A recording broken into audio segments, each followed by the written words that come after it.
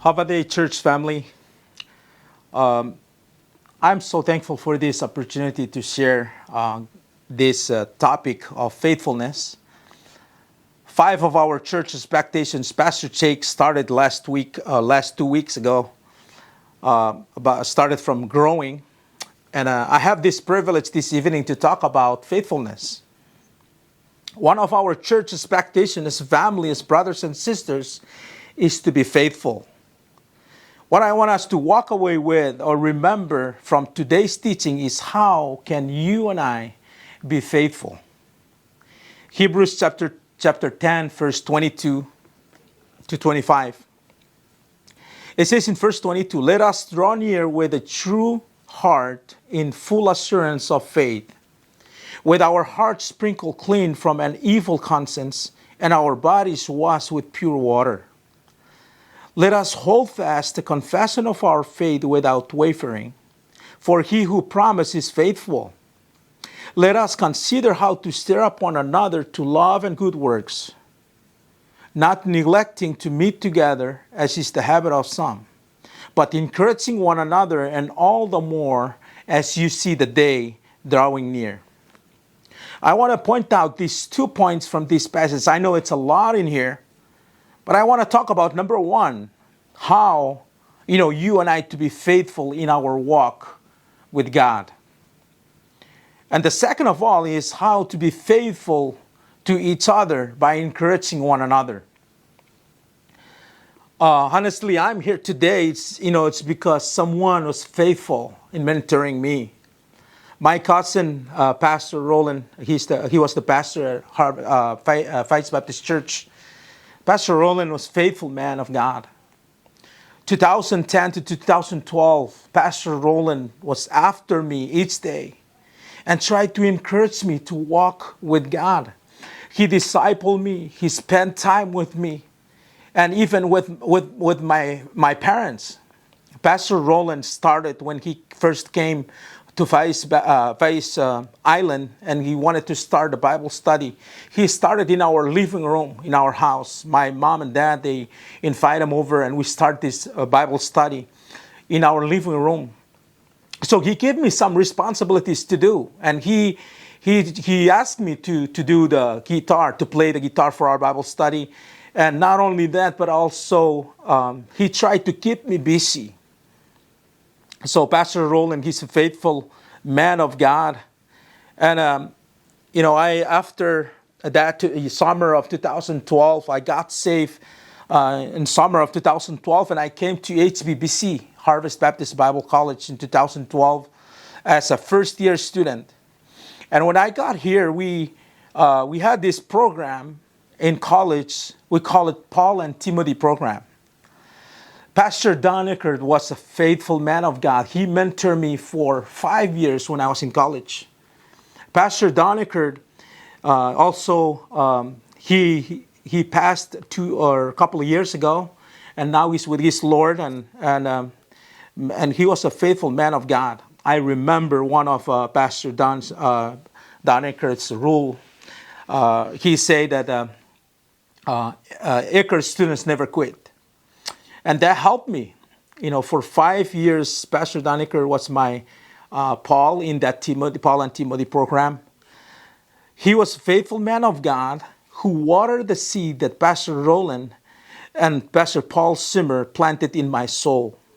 Harvest Baptist Church pastors encouraged me and walk with me. And I am thankful for brothers and sisters in the church family who encouraged me. And all this is because someone was faithful to God. And I believe that that's your story too.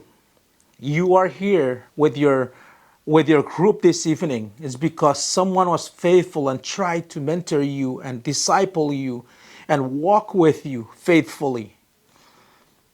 In chapter 11, in Hebrews chapter 11, we saw the hall of faith. And these men and women in the Bible who are faithfully walking with God and repeatedly saying this by faith. And I want to talk about these men a faithful man of God, Noah. It says in Hebrews 11:7, by faith, Noah, being warned by God concerning events as yet unseen. Noah is a faithful man of God. Noah, for 120 years, built that boat or that ark for the Lord, and he was faithful in doing it. Day after day, weeks after weeks, months after months, and years after years, Noah kept on working and faithful because of his faith in God. I am sure people at that time were thinking Noah was out of his mind or he went crazy. But he's faithful. In his faith, he's faithful to God. He was faithful to God. So my question is about you. Can you be faithful even it seems like it's taking forever? Can you be faithful to church even on a rainy day? Noah built a boat not only for himself, not only for his family, but also for two from each kind of animals. Can you imagine that? Even that Noah was still faithful to the task. Big or small, Noah is faithful. Abraham, a 75 years old man, God called him and said to him, leave the country and go. The Bible says that he went out not knowing where he was going, but by faith, Abraham obeyed. At the age of 75, by faith, Abraham was faithful and he was faithful to what God called him to do. Even that Abraham didn't understand, but he was faithful. How about this man, David? A little boy. David and the giant. In 1 Samuel 17:45, then David said to the Philistines, you come to me with a sword and with a spear and with javelin. But I come to you in the name of the Lord of hosts, the God of the armies of Israel. You know what? David was small, but his faith was big. So how big is your faith? How big is your God? If your God is big, your faith is strong. But if your God is small, your faith is weak. Can I encourage you, church family? Let's be faithful. Let's be faithful to our God. People of God are faithful to God because of their faith in God. We all know, familiar with the story of Matthew 25, verse 14 to 30. The king was given each of his servants a talent, 3 of them. The number one servant, he gave him 5 talents. And the second servant, he gave him 2 talents. And the other servant, he gave him 1 talent. The one with 1 talent didn't do anything with it, but he went out and he dug the ground and buried it.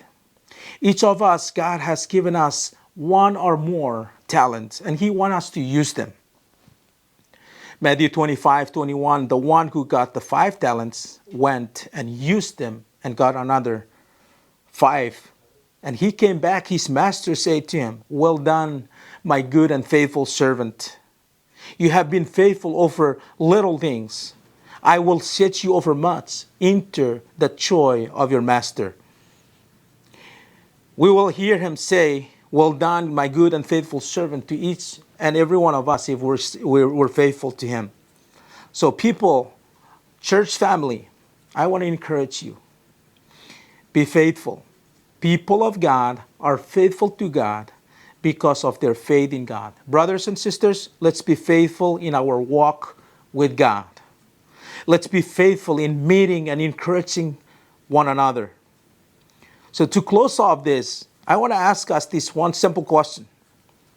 Is your lifestyle refilling a life of faith or a life of doubt and worry? So I'm so thankful for this challenge or this topic that it helped me to think about how is my life? Am I faithful to God in my walk? Am I faithful in encouraging my brothers and sisters in Christ? So church family, thank you for listening, and let's have a great time of discussion here.